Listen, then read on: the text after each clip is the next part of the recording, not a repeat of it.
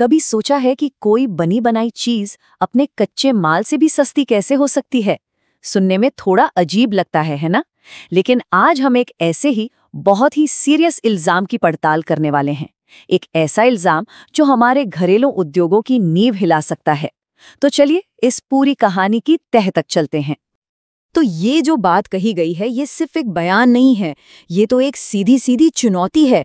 ये ट्रेड के मतलब व्यापार के बेसिक लॉजिक पर ही सवाल खड़ा कर देती है।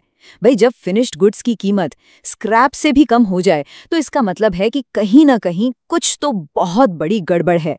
और हमारी पड़ताल ठीक यहीं से शुरू होती है। तो इस पूरी कहानी का जो पहला हिस्सा है वो एक तरह की इकोनॉमिक पजल है, एक पहेली जो पहली बार में तो नामुमकिन सी लगती है। चलिए समझते हैं कि ये है क्या आखिर। इसको ना ऐसे समझते हैं। मान लीजिए एक तरफ है एक पूरी बनी बनाई साइकिल और दूसरी तरफ है उसके पार्ट्स, उसके पुर्जे। अब इकोनॉमिक्स का सीधा साधा नियम क्या कहता है? यही कि पार्ट्स हमेशा पूरी साइकिल से सस्ते होंगे, है ना? लेकिन सोचिए, क्या हो अगर साइकिल ही अपने पार्ट्स से सस्ती मिलने लगे? बस यही वो अजीब सी सिचुएशन है जिसकी हम बात कर रहे हैं। तो सबसे बड़ा सवाल यही उठता है कि आखिर ये होता कैसे है? भाई, ये कोई इकोनॉमिक मैजिक है या फिर कोई स्कैम? जो सोर्स है उसका दावा है कि इसका जवाब एक बहुत ही सोची समझी चाल में छिपा हुआ है। तो चलिए अब इस पजल के दूसरे पीस को देखते हैं। सोर्स के मुताबिक इसका जवाब एक शब्द में छिपा है और वो शब्द है अंडरवैल्यूएशन स्कैम, या कहें अल्प मूल्यन घोटाला। पर ये असल में है क्या चीज? तो ये अंडरवैल्यूएशन या अल्प मूल्यन आखिर है क्या भला?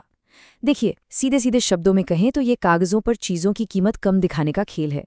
मतलब मान लीजिए कोई चीज़ असल में 100 रुपए की है, लेकिन उसे पेपर्स पर सिर्फ 10 रुपए का दिखा दिया।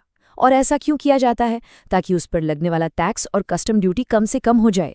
ये और कुछ नहीं बल्कि एक सीधी सादी टैक्स की चोरी है।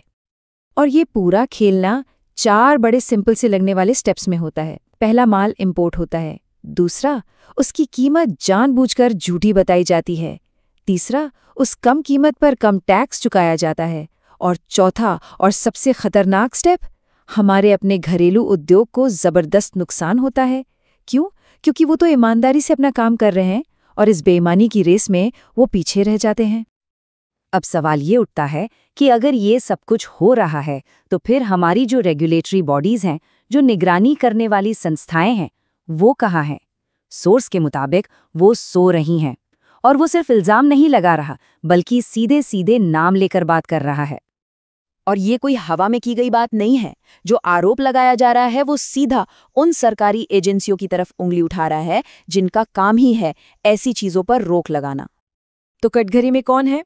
ये 2 बड़ी एजेंसियां, CBIC यानी central board of indirect taxes and customs और DRI यानी directorate of revenue intelligence. Source का सीधा आरोप है कि ये दोनों ही इस स्कैम को रोकने में नाकाम रही हैं और उनका मैसेज बिल्कुल साफ है, अब जाग जाइए।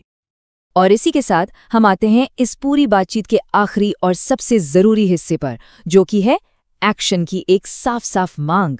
ये सिर्फ एक प्रॉब्लम को बताना नहीं है, ये बदलाव के लिए एक जोरदार अपील है। इसमें कोई लाग लपेट नहीं है, कोई घुमावदार बात नहीं, मैसेज बिल्कुल स्ट्रेट है। CBIC और DRI, अब जागिए और इस अंडरवैल्यूएशन स्कैम को रोकिए अभी। ये कोई सुझाव नहीं है, ये एक अर्जेंट डिमांड है। तो इस पूरी कहानी का निचोड़ क्या है? इसका मतलब क्या निकलता है? ये सिर्फ एक प्रॉब्लम को रिपोर्ट करना नहीं है, ये असल में पूरे सिस्टम को जगाने की एक कोशिश है। ये मांग है कि जो नियम कानून है वो सिर्फ कागजों पर न रह जाएं, बल्कि उन्हें जमीन पर सख्ती से लागू भी किया जाए। और आखिर में एक सवाल है जो सोचने पर मजबूर करता है। जब ट्रेड के नियमों को इस तरह तोड़ा मरोड़ा जाता है तो इसकी असली कीमत कौन चुकाता है? वो इंपोर्टर, सरकार, या फिर हमारे वो छोटे छोटे लोकल कारीगर और उद्योग जो इस खेल में चुपचाप पिस जाते हैं? ये एक ऐसा सवाल है जिसका जवाब हम सबको मिलकर ढूंढना होगा। इस चर्चा में शामिल होने के लिए शुक्रिया।